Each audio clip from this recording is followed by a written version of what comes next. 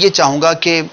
آسان الفاظ میں، تاکہ ہمارے عوام جو اسلامی بھائی ہیں وہ سب سے پہلے اس چیز کو سمجھیں کہ عقیدہ ختم نبوت ہے کیا۔ ویسے تو ہر مسلمان کا عقیدہ ہوتا ہے، لیکن اس کی کچھ وضاحت ہو جائے، اور دوسرا اس کی شرعی حیثیت کیا ہے کہ اگر کوئی شخص اس کا انکار کرتا ہے تو وہ کس درجے کا انکار ہے، اور اب اس پر شریعت کا کیا قلم چلے گا۔ دیکھیں، ختم نبوت کا مطلب یہ ہے کہ نبی کریم صلی اللہ تعالی علیہ وآلہ وسلم اللہ تعالی کے آخری نبی ہیں، ٹھیک، اور اب آپ کے بعد کوئی دوسرا نبی تشریف نہیں لائے گا۔ صحیح، نہ آپ کے زمانے میں کوئی دوسرا نبی ہو سکتا تھا، نہ آپ کے زمانے کے بعد کوئی دوسرا نبی ہو سکتا تھا،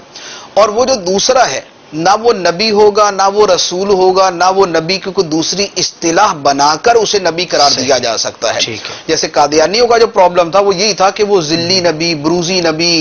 تو وہ اس طرح کے جو ہے نا وہ صورتیں بناتے تھے۔ صرف ایک نبی کی قسم ہے جھوٹا نبی، صحیح، وہ آپ کے بعد ہے کہ وہ سرکار علیہ السلام نے خود فرمایا کہ میرے بعد بہت سارے جھوٹے نبی ہوں گے، کذاب ہوں گے، دجال ہوں گے، تو اس اعتبار سے تو لڑی چلتی جا رہی ہے۔ لیکن سچی نبوت جو اللہ تعالیٰ اپنے منتخب اور چنے ہوئے بندوں کو عطا فرماتا ہے، وہ سرکار دو عالم صلی اللہ علیہ وآلہ وسلم کے بعد کسی کو بھی عطا نہیں کی جائے گی، نہ کی گئی ہے۔ اور یہ عقیدہ اس مرتبے کا ہے کہ یہ اتنا ہی قطعی، یقینی اور ضروری عقیدہ ہے، اس کا ماننا اتنا ہی ضروری ہے جتنا اللہ تعالیٰ کو ایک ماننا ضروری، اچھا، جس طرح قرآن کو اللہ تعالیٰ کی کتاب ماننا ضروری، صحیح، جس طرح نبی کریم صلی اللہ علیہ وسلم کو اللہ تعالیٰ کا نبی ماننا ضروری ہے، صحیح، جتنا یہ ماننا ضروری ہے اتنا ہی نبی کریم علیہ الصلوۃ والسلام کو اللہ تعالیٰ کا آخری نبی ماننا ضروری ہے۔ لہذا جو اس کا انکار کرے گا وہ دین سے ایسے ہی خارج ہے